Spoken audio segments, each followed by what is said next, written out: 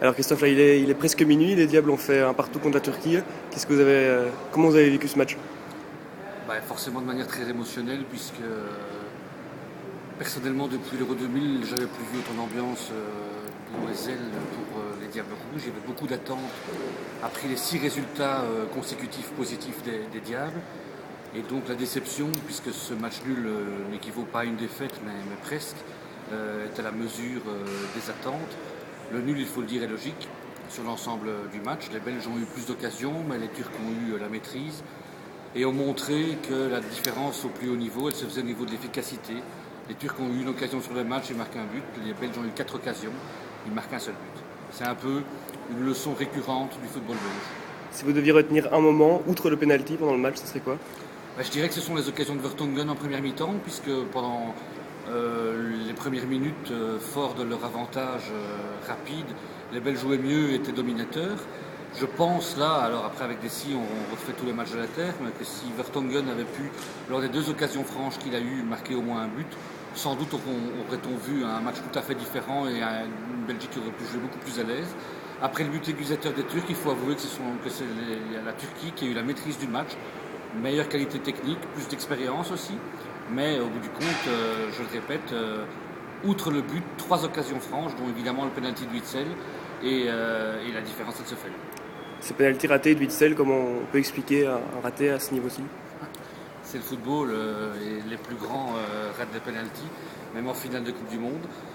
C'est ce qui fait la beauté et la cruauté de ce sport en même temps. Il serait lamentable d'incriminer Axel Witsel qui a fait une saison, en tout cas une deuxième partie de saison remarquable, qui était sans doute le meilleur joueur belge depuis plusieurs semaines, si pas plusieurs mois, et qui, n'oublions pas, avait été le héros en Autriche. Donc il serait maintenant stupide de résumer la peut-être possible ou probable non-qualification des Diables à un raté d'Axel Witsel.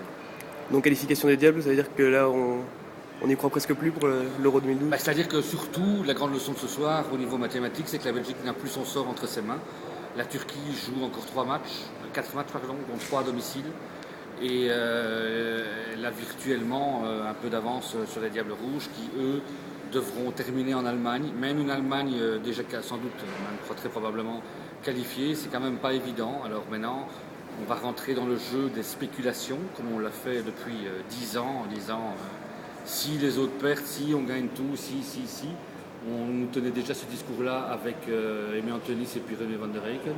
Malheureusement, il faut le tenir encore maintenant, et donc il faut dire que si je ne me trompe pas, le 5e tournoi, le grand tournoi d'affilée, sans la Belgique se profile à l'horizon. Vincent Kompany disait après le match que c'était néanmoins une grande préparation pour 2014. Partagez ce point de vue? Oui, c'est-à-dire que dans un sens, oui, puisque clairement, il faut bien le dire, toute la fédération et l'entraîneur fédéral avaient dit que l'objectif c'était 2014.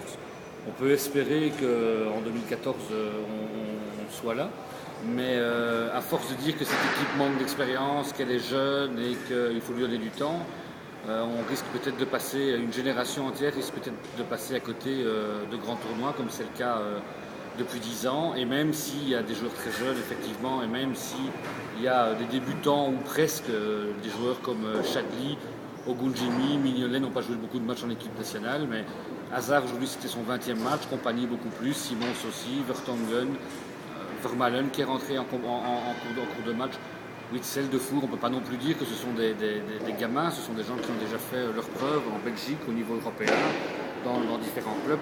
Donc l'excuse de la jeunesse commence tout doucement à être obsolète. C'était le dernier match de la saison foot, un match nul, mitigé, à l'image de la saison belge. Oui. On peut utiliser une métaphore qui est que la saison avait commencé avec des pénaltys ratés d'Anderlecht pour la Ligue des Champions. Elle se termine avec un pénalty raté des Diables Rouges. Dans les 2 cas, les attentes étaient énormes parce qu'on espérait retrouver une Belgique qui compte, une Belgique dans les grands tournois, que ce soit au niveau des clubs ou au niveau de l'équipe nationale.